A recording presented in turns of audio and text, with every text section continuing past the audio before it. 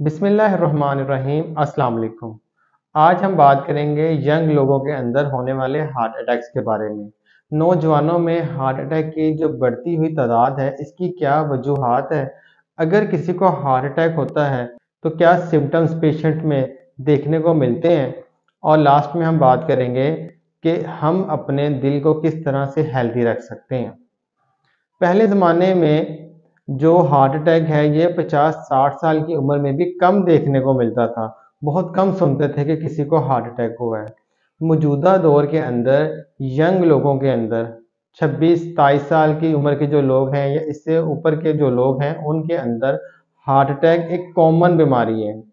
दिल की जो नालियाँ हैं जब इसमें 100% ब्लॉकेज हो जाता है, दिल का कोई हिस्सा जब डैमेज होता है तो इस कंडीशन को हार्ट अटैक कहते हैं और मेडिकल टर्म में इसको मायोकार्डियल इंफार्क्शन कहा जाता है।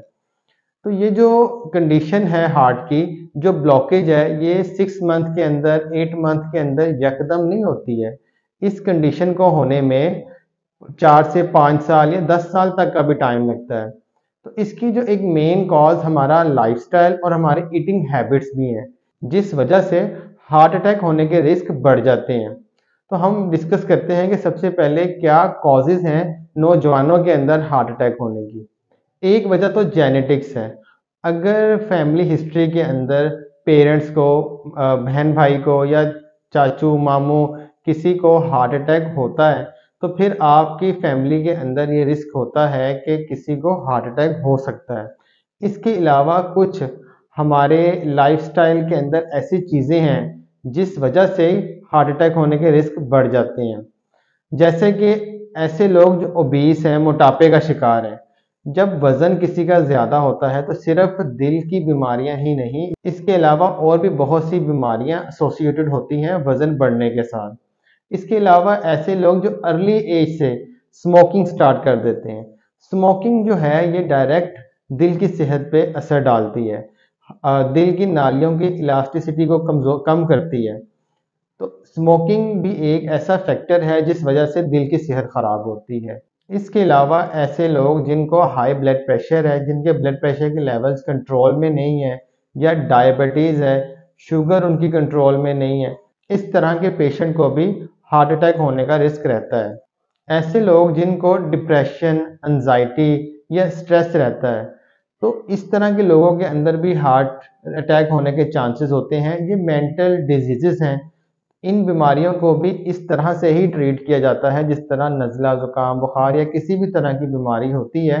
अगर आपके करीब किसी को आपको लगता है कि मेंटल इलनेस है, तो आप उसकी हेल्प करें, उसको डॉक्टर के पास लेके जाएँ, उसकी मेंटल डिज़ीज़ का इलाज करवाएँ। मेंटल डिज़ीज़ की वजह से भी हार्ट अटैक होने के रिस्क रहते हैं। ऐसे लोग जो फिज़िकली तौर पर इनएक्टिव रहते हैं, उनकी फिज़िकल एक्टिविटीज़ नहीं होती, जो कि हार्ट अटैक होने का रिस्क बनती है। अब अगर किसी को हार्ट अटैक होता है, तो जो सिम्पटम्स आपको पेशेंट में देखने को मिलेंगे, ऐसे पेशेंट को बहुत ज़्यादा कमज़ोरी महसूस हो सकती है, चक्कर आ सकते हैं, थका हुआ महसूस हो सकता है, ठंडा पसीना पेशेंट को आएगा, पेशेंट को ऐसा लगेगा जिस तरह उसको साँस लेने में डिफ़िकल्टी हो रही है। चेस्ट में पेशेंट के पेन होगी, ये पेन राइट आर्म में भी जा सकती है विद शोल्डर और लेफ्ट आर्म में भी हो सकती है। ऐसे पेशेंट को नेक में स्टिफनेस होगी, जॉ में पेन हो सकता है, कमर में पेन हो सकता है, नोज़िया हो सकता है। ये कुछ सिम्पटम्स हैं जो पेशेंट को हार्ट अटैक के साथ हो सकते हैं। अगर किसी को आपके फैमिली में या आपके करीब किसी को चेस्ट में पेन होने के साथ इस तरह के सिम्पटम्स आते हैं, तो फ़ौरन से आप कोशिश करें उस पेशेंट को हॉस्पिटल पहुँचाएँ, जिससे उसकी लाइफ़ सेफ हो सके। प्रिवेंशन के बारे में बात करें किस तरह से हम हार्ट अटैक के रिस्क को कम कर सकते हैं। एक तो जेनेटिक्स है, अगर फैमिली हिस्ट्री में किसी के हार्ट अटैक है, ये ज़रूरी नहीं है कि आपको भी होगा, एक रिस्क है जो हो सकता है कि हार्ट अटैक इस तरह के फैमिली मेंबर्स में भी आ सकता है। जो चीज़ें आपके कंट्रोल में हैं, वो ये है कि आप अगर स्मोकिंग करते हैं, जो लोग हार्ट अटैक से बचना चाहते हैं, अगर स्मोकिंग करते हैं, तो स्मोकिंग को क्विट करें। अगर उनका वज़न ज़्यादा है, ओबीस है, मोटापे का शिकार है, अपने वज़न को मैनेज करें, डाइटरी मॉडिफ़िकेशन करें। अगर फिज़िकली तौर पर इनएक्टिव हैं, तो रेगुलर बेसिस पे एक्सरसाइज़ करें, 30 से 40 मिनट की वॉक करें। जो लोग अल्कोहल पीते हैं, शराब नोशी करते हैं, बिल्कुल इसको बंद करें। अल्लाह ताला ने इसको हराम करार दिया है और इसके कोई हेल्थ बेनिफिट्स नहीं है। जिन लोगों का ब्लड प्रेशर बढ़ा है, डायबिटीज़ की मेडिसिन खाते हैं, तो अपने ब्लड प्रेशर और डायबिटीज़ के लेवल्स को मेंटेन रखें। अगर आपको एंजाइटी है, डिप्रेशन है, स्ट्रेस रहता है, तो अपने डॉक्टर से मिलें, इसका आप ट्रीटमेंट करवाएं। इससे जो आपका हार्ट अटैक होने का रिस्क है वो कम होगा। अपनी नींद की क्वालिटी को बेहतर करें।